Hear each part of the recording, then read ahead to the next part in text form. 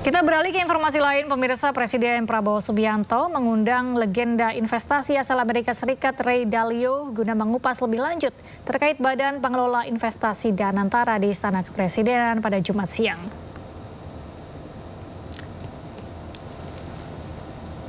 Dalam pertemuan itu, secara terbuka Presiden Prabowo Subianto menyampaikan jika dirinya membutuhkan nasihat-nasihat yang kritis terhadap BP Danantara. Prabowo juga menyebut jika diperlukan keberanian untuk belajar dari satu sama lain sebagai kunci kesuksesan penyelenggaraan BP Danantara agar aset-aset Indonesia bisa terjaga dan dikelola dengan sebaik-baiknya untuk rakyat. Bahkan dalam kesempatan ini Prabowo juga mengumpulkan tokoh-tokoh ekonomi Indonesia di bidang swasta yang sudah berpengalaman puluhan tahun dalam bisnis dan juga investasi.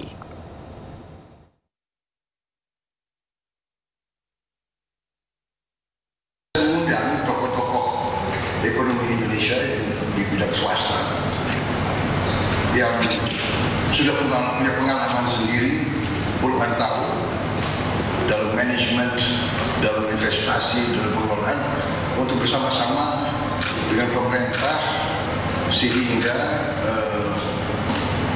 nanti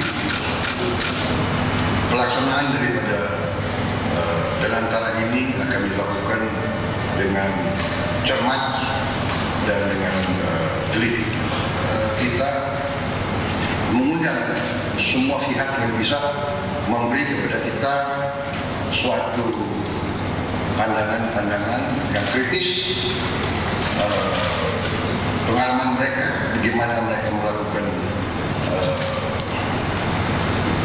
investasi, sehingga nanti pengelolaan aset-aset Indonesia itu bisa dilakukan dengan sebaik-baiknya, sehati-hati mungkin, dan bahwa nanti semua entitas ekonomi kita dilaksanakan dengan efisiensi yang bisa bersaing dengan semua entitas di dunia. Presiden Prabowo Subianto memanggil kembali sejumlah pengusaha nasional ke Istana Kepresidenan Jakarta pada Jumat kemarin. Sejumlah pengusaha yang diundang mulai dari Sugianto Kusuma alias Aguan, Antoni Salim, Boy Thohir hingga Tommy Winata.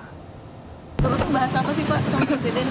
Oh enggak, ini apa namanya, Bapak mengutarakan program-program Danantara, makan gizi gratis, perumahan, terus ya kita semua para pengusaha dan Kadin semua ya mensupport karena memang itu bagus sekali untuk Indonesia lah gitu. Jadi karena kan kita banyak tahu masih banyak saudara-saudara kita yang masih berkekurangan, anak-anak kita yang masih kurang gizi segala macam gitu. Itu aja sih. Masukan yang paling signifikan diminta oleh Presiden itu perihal apa?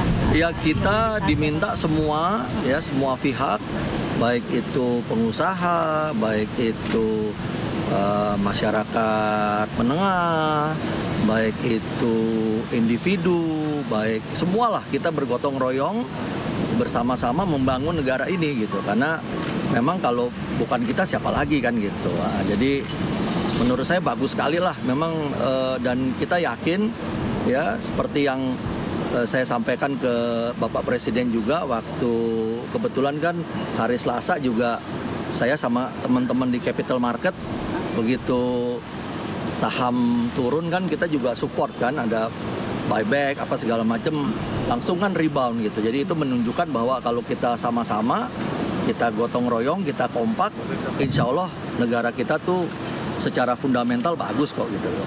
Di pertemuan hari ini banyak pengusaha juga, karena tadi ada Pak Haji Isam juga ada masuk. Kayaknya mungkin ada tamu deh, ada tamu negara deh. Oh gitu. Dari luar juga ada Ray pengusaha siapa aja Pak? Delio juga ikut. Nanti ya? Mungkin ada Pak Anin, ada Pak Arsyad, ada yang lain-lain. Saya juga mewakili Kadin. Pak Ray Dalio juga pengusaha ke program prioritasnya Pak Prabowo itu apa aja Pak? Masing-masing kan kita udah bikin di daerah kita masing-masing nanti. Jadi kita kayak di Alam Tri misalnya kita kan membina PAUD ya kan, pendidikan anak usia dini, ratusan di Kalsel, Kalteng, apa segala macam.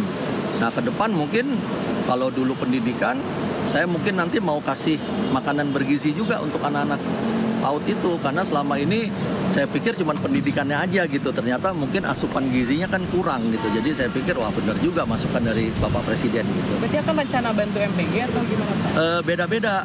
MBG kan programnya pemerintah, kita swasta juga bergerak sendiri gitu. Jadi sama-sama lah semua. Bapak izin Bapak. Terima kasih. Bapak belum ditanya. Terima kasih. Pertemuan apa Pak Aguan di Pak? Pertemuan undangan. Iya, undangan Bapak. Apa itu Pak? Belum tahu. Oke. Ada tamu negara juga Pak? Iya. Ini spesifiknya ke program prioritas Pak Aguan. Betul. Ada salah satunya soal PSN atau Bukan. MBG Banyak. atau Banyak. MBG salah satunya. Banyak dibahas. Tapi dua itu termasuk investasi Pak. Oke, thank you.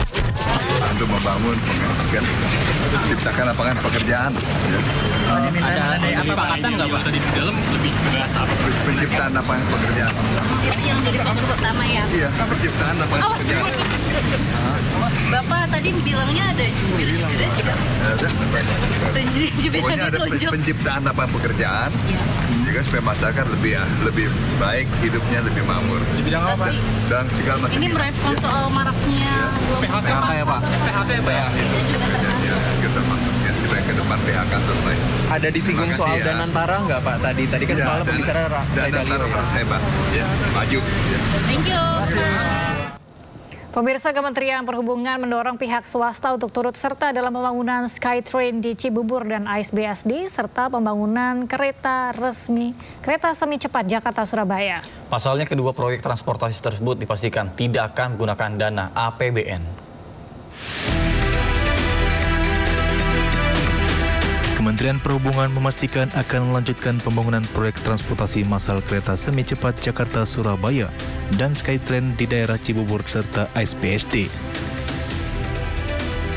Pembangunan dua transportasi umum ini dipastikan oleh Menteri Perhubungan Dudi Purwagandi. Dudi mengatakan tidak akan menggunakan dana dari pemerintah atau APBN. Untuk itu, pembangunan proyek kereta semi cepat Jakarta-Surabaya dan SkyTrain ini akan mendorong keterlibatan pihak swasta. Saya membuka kesempatan kepada pihak swasta manapun juga apabila berkeinginan untuk berpartisipasi dalam pembangunan transportasi kereta api, misalnya dengan LRT. Kami membuka saja asal tidak membebani APBN. Dudi menjelaskan saat ini pemerintah sedang fokus mengalokasikan APBN untuk program lain yang lebih penting bagi masyarakat, seperti makan bergizi gratis. Untuk itu, program pembangunan proyek lain akan melibatkan pihak swasta.